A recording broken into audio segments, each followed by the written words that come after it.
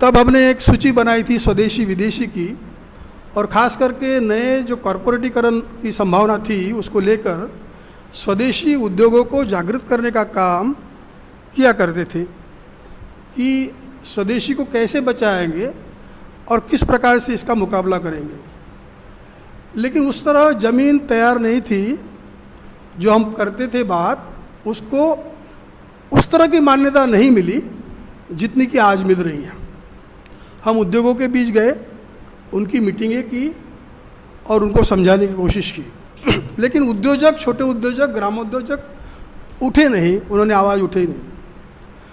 उसके बाद जो दूसरा हमला संभाव्य दिखाई दिया था वो हमला था व्यापारियों पर, छोटे लघु व्यापारियों पर, किराना करके खास करके और दूसरे प्रकार के छोटे छोटे व्यवसायों पर। उनको हमने कहा कि देखो, जो उद्योगों पर हमला हो रहा है वो उद्योगों का नहीं है, वो आप पर भी आने वाला है कल। लेकिन वो बात भी उन्होंने नहीं मानी। उन्होंने कहा कि हम तो बनिया लोग हैं, हम भी लोगों को बनाते, हमको कोई नहीं बना सकता। और बावजूद कहने के, मीटिंगें करने के भी उन्होंने नहीं बात मानी। कुछ लोग मानते थे, समझते थे, लेकिन उसका प्रमाण बहुत कम था। व्यापारियों को हम कहते थे कि ठीक है, आप बड़े कंपनियों का माल बेचना चाहो बेचिए, लेकिन अपने दुकान में एक जगह तो ऐसी रखिए कि जिसमें स्वदेशी उत्पादन का माल रखे। लेकिन वो भी कई सारे दुकान रखते थे। कई सारे दुकानदार कहते थे कि देखो भाई, हम तो मुनाफा कमाना हमारा काम है, जो मुनाफा देगा उसका हम काम करेंगे। सिलसिला आगे बढ़ा। हमने सार्वजनिक क्षेत्रों के लोगों की, LIC की, बैंकिंग की, कई जगह मीटिंगें की। आज़ादी बचाओ आंदोलन ने लोगों को ये समझाया कि सार्वजनिक क्षेत्र में भी हमला हो रहा है। तो सार्वजनिक क्षेत्र के लोगों ने भी वो बात उस तरह से नहीं मानी, बैंकों ने नहीं मानी। उसके यूनियन के साथ खास करके बातें हुई, अलग अलग जगह पर देश भर में बातें हुई, उन्होंने भी बातें नहीं मानी।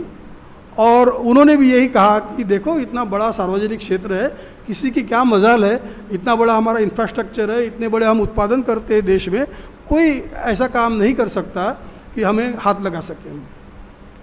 वो भी बात नहीं मानी गई। अब ये दिखाई दे रहा था कि एक के बाद एक नीतियाँ बन रही है और हमारे पास की चीज़ें हट रही हैं।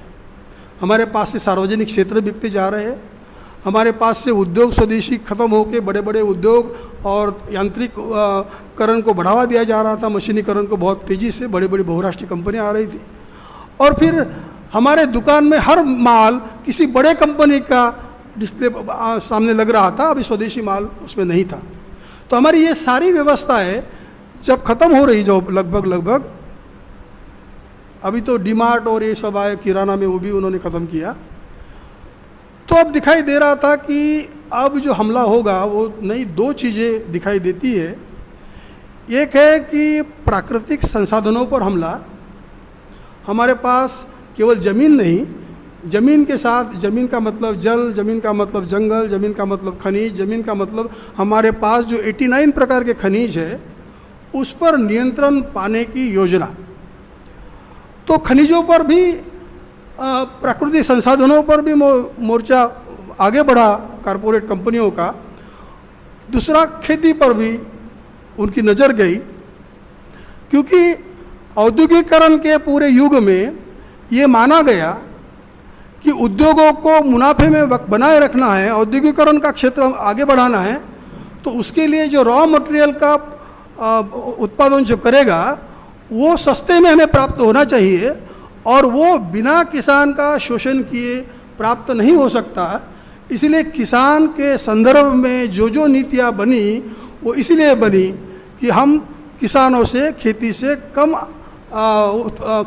दाम पर उसका माल लिए जाए और हमारे कंपनियों के द्वारा प्रोडक्शन करके बेचे। उसके कई सारे उदाहरण आप बाज़ार में देख सकते हैं। किसानों से किस दाम से खरीदते हैं और फिर किस दाम से उसको बेचा जाता है। तो हम लोगों ने फिर उसके बाद दो क्षेत्र पर आज़ादी बचाओ आंदोलन ने अपना मोर्चा खोला। एक प्राकृतिक संसाधनों पर मालकियत और दूसरा खेती किसानी पर आने वाला संकट, कारपोरेटी संकट। ये अभी की बात नहीं जब कानून बना, ये तब की बात है। 1991 से लेकर ये प्रवास चलता रहा, तो अब तक वो जारी है। उसमें अप डाउन्स आए आंदोलन में, वो एक अलग बात है, लेकिन वो सिलसिला जारी है। प्राकृतिक संसाधनों में जो पहला हमला बड़ा हुआ वो पानी पर दिखाई दे रहा था 1987 में, उसके बाद 2002 में, और उसके बाद 2012 में वाटर पॉलिसी बनी। और वाटर पॉलिसी का जो रास्ता था वो ये बता रहा था कि इस देश का पानी जो कभी बेचा नहीं जाता था वो अब बोतल बंद पानी में ही नहीं, बड़े बड़े बांध बेचे जाएंगे, बड़े बड़े बांधों जो शहरों को टैप से पानी दिया जाता है वो बेचा जाएगा। मतलब वो पूरा बांध का बांध किसी कंपनी को दिया जाएगा पानी के लिए, और केवल सर्विस चार्जेस नहीं बल्कि उस पानी की कीमत भी लगाने का जिम्मेवारी, अधिकार उस कंपनी को दिया जाएगा। इतना ही तो पानी जिन जिन क्षेत्रों में इस्तेमाल किया जाता है उस सब में, इतना ही नहीं तो कृषि के लिए इस्तेमाल किया जाने वाला पानी भी बेचा जाएगा, उसको मीटर लगाया जाएगा, वो सब तय उस प्रकार से हुआ था।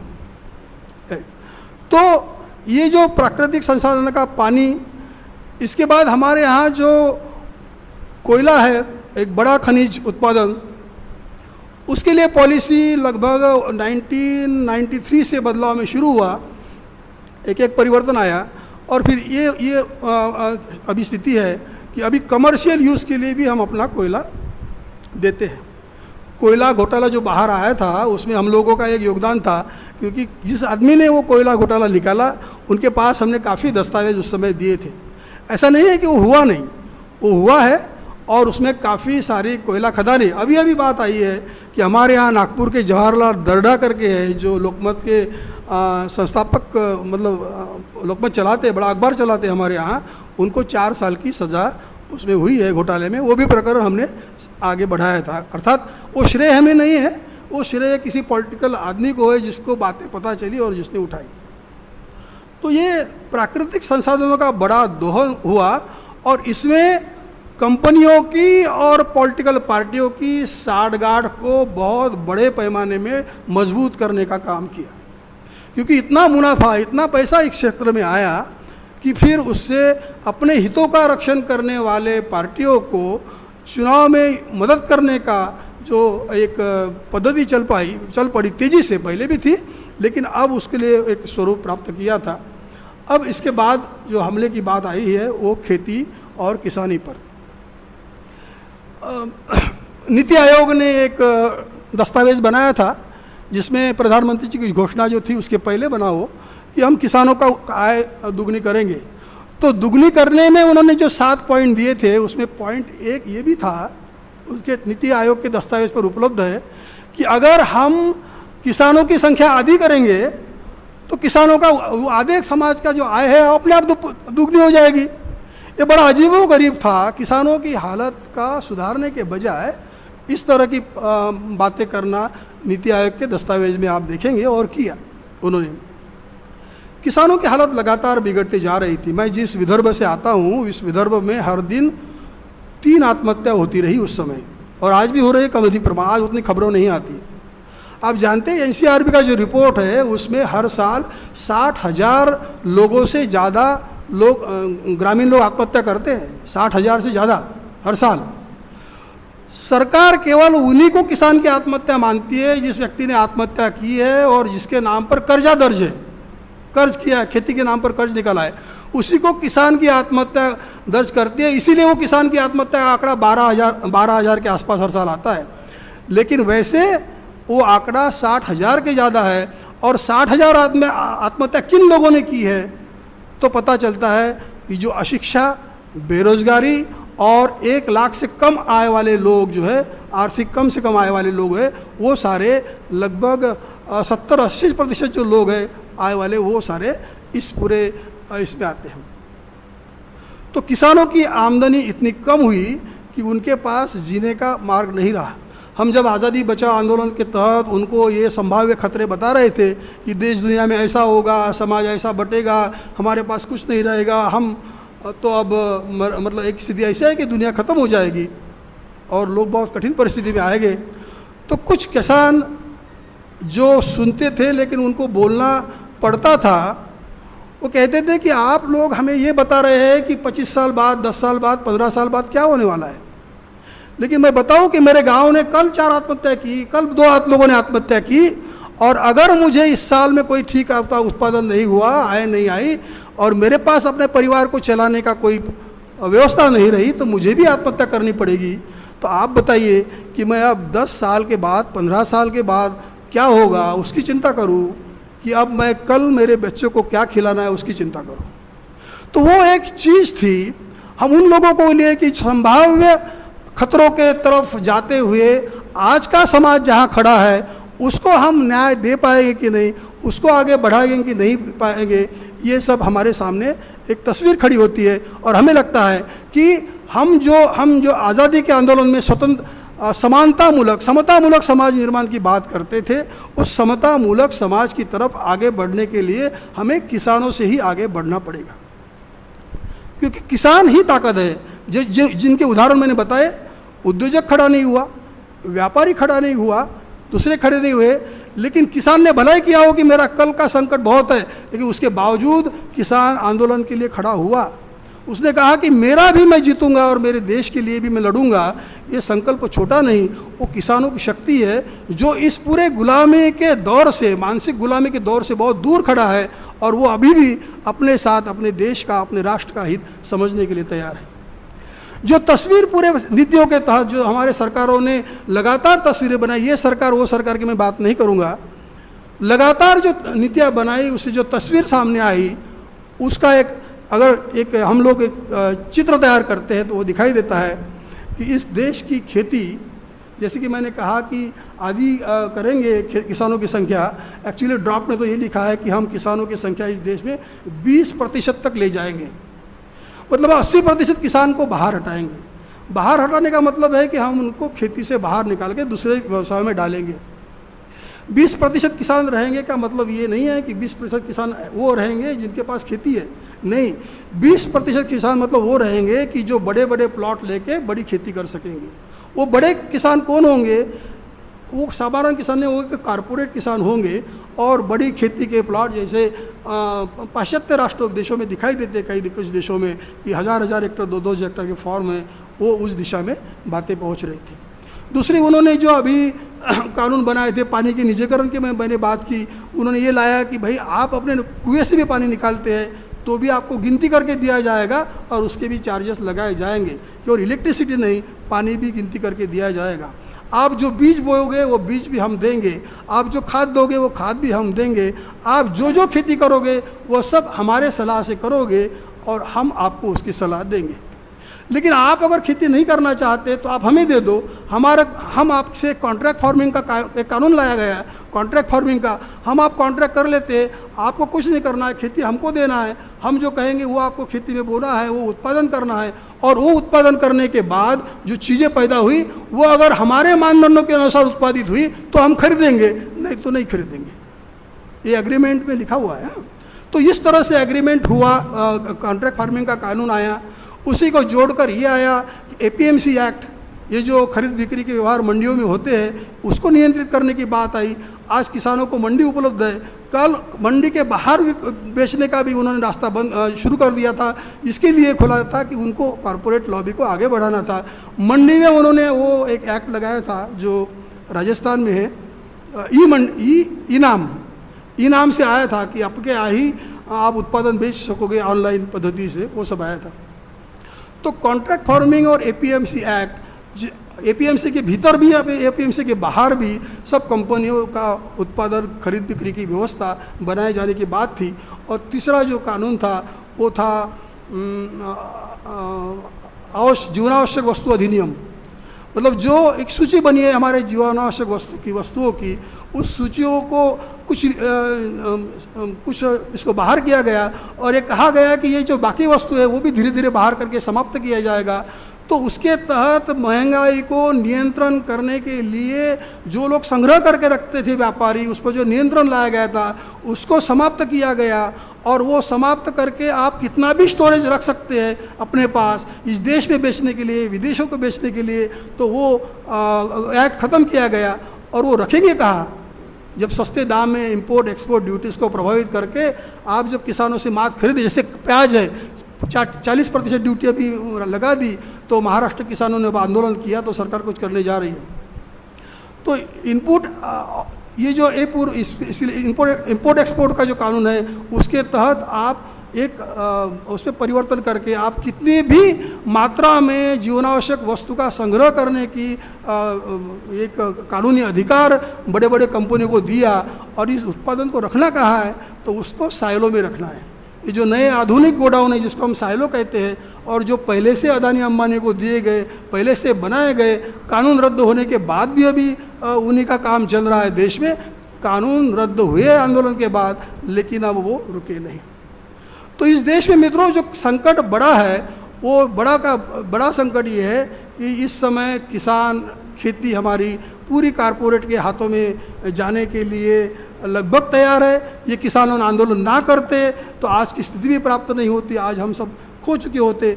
आंदोलन के कारण रुका, लेकिन आंदोलन के कारण जितनी शक्ति हमने इकट्ठा की थी वो शक्ति हम प्राप्त शक्ति के आधार पर हम चीज़ें आगे नहीं बढ़ा पाए। इसका कारण महत्वपूर्ण है कि हमारा नेतृत्व, षड्यंत्र, किसान नेतृत्व जिसके हम भी संयुक्त किसान मोर्चा के सदस्य रहे, बार बार समझाने की कोशिश करते रहे, लेकिन जो लोग हावी हो चुके थे वो हावी हो चुके लोग केवल यही बात करते कि 2 मांगे करो, 2 मांगे मान्य करो, 2 के अलावा उस पूरे कारपोरेट लॉबी के षड्यंत्र को सुन लेते थे। लेकिन नहीं, हम तो केवल 2 मांगे करेंगे। पहले 2 ही मांगे थे, एक तो कर्ज मुक्ति की थी और उसके बाद MSP की गारंटी कारण थी। लेकिन फिर कर्ज मुक्ति की बात पीछे हट गई। 3 कानून आने के बाद 2 मांगे आई, 3 कानून को रद्द करो और MSP की गारंटी हुई नहीं। MSP की गारंटी हुई तब भी किसान लाभ में नहीं आ सकता, क्योंकि MSP अपने आप में षड्यंत्र है। MSP कोई खरीद कीमत नहीं है कि जो खरीदना अनिवार्य कीमत बनाई गई है, इसीलिए हम गारंटी की मांग करते हैं। MSP एक कीमत निर्धारित करती है। आप नहीं जानते, शायद लोग इस देश के आंदोलनकारी भी नहीं जानते। MSP में जो मूल्य निर्धारित किया जाता है किसान के दिन के मजदूरी का, वो इस देश के सबसे कम मजदूरी वाले क्षेत्र में आता है। अनस्किल्ड लेबर का भी कम से कम मूल्य 300 रुपये जो माना गया है वो उनका MSP में जोड़ा गया है। उससे भी कम इसलिए मैं कह रहा हूँ कि अगर उड़ीसा में और हर प्रदेश का अलग अलग कॉस्ट ऑफ कल्टीवेशन निकाला जाता है और उस कॉस्ट ऑफ कल्टीवेशन में ये मूल्य भी नहीं करते, जो किसान मजदूरों को जो कीमत देता है, मजदूरी देता है, वो पकड़ी जाती है। वो 300 रुपये से भी कम है उन राज्यों में जो पिछड़े राज्य है। भले पंजाब हरियाणा में वो मूल्य थोड़ा ज़्यादा है और इसके लिए MSP बहुत कम आती है। MSP के अनुसार अगर दाम दिए गए, MSP भी दी नहीं जाती, दिए गए तब भी हम केवल हमारे किसान की जो आय है आज 6,424 रुपये, जो नए अब रिपोर्ट के अनुसार 8,000 के आसपास गई, उसमें केवल 800, 900, 1,000 रुपये की बढ़ोतरी होगी, उससे अधिक बढ़ोतरी होना नहीं है। और आज महंगाई इतनी बड़ी है कि मेरी आमदनी जो है वो जितना पहले खर्चा था उससे कई गुना बढ़ा है। इसीलिए आय में थोड़ी बढ़ोतरी हुई तब भी मैं फ़ायदे में नहीं हूँ, मैं नुकसान में हूँ। तो ऐसे परिस्थिति में हम किसानों को कैसे बचा सकते हैं? लेकिन संकट केवल किसानों का नहीं है, वो व्यापारियों पर है, वो उद्योगों पर है, वो सब जगह पर हम देख रहे हैं कि किस तरह से एक कारपोरेट लॉबी पूरी हावी हुई है पूरे देश पर, दुनिया पर नियंत्रण करने के लिए। और केवल हम नहीं, दक्षिण अफ्रीका के वो गरीब राष्ट्र, वो हमारे आशिया खंड के गरीब राज्य जिसमें अब ये सब घटनाएं दिखाई दे रही है, और उसी तरफ हम बढ़ रहे हैं आगे, और भारत में भी एक स्थिति आएगी। सवाल ये है ना कि हमारी जो हम जो ये इसको कह रहे हैं कि एक नई प्रकार की गुलामी की व्यवस्था है, और इस नई प्रकार की गुलामी व्यवस्था में हमारा स्थान क्या होगा? हम केवल एक आदेश पालन करता होंगे क्या? हमारी अपनी अभिव्यक्ति, हमारी अपनी आज़ादी के लिए कोई स्थान इस समाज व्यवस्था में है क्या? तो उसका उत्तर जो है वो नहीं से आता है कि ऐसा कोई आपको नहीं होगा। ये जो जिक्र आया था सुबह न्याय के मांग का, अभी जो आर्टिफिशियल इंटेलिजेंस के कारण, AI के कारण जो दुनिया में परिवर्तन हो रहे हैं, उसमें सारी चीज़ें उसके द्वारा संचालित होने जा रही है। तब ये माना जाता है कि हमारे पास अगर काम के हाथ इतने खाली रहेंगे तो उनको आक्रोश खड़ा ना हो। 5 मिनट करना है, उनका आक्रोश खड़ा ना हो। मैं समय देखता हूँ,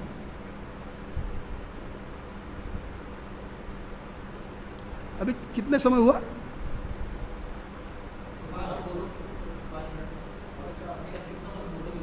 नहीं, मैं थोड़ा विषय कंप्लीट करना चाहता हूँ। तो ये जो पूरा हो रहा है इसके इर्द गिर्द सर्व,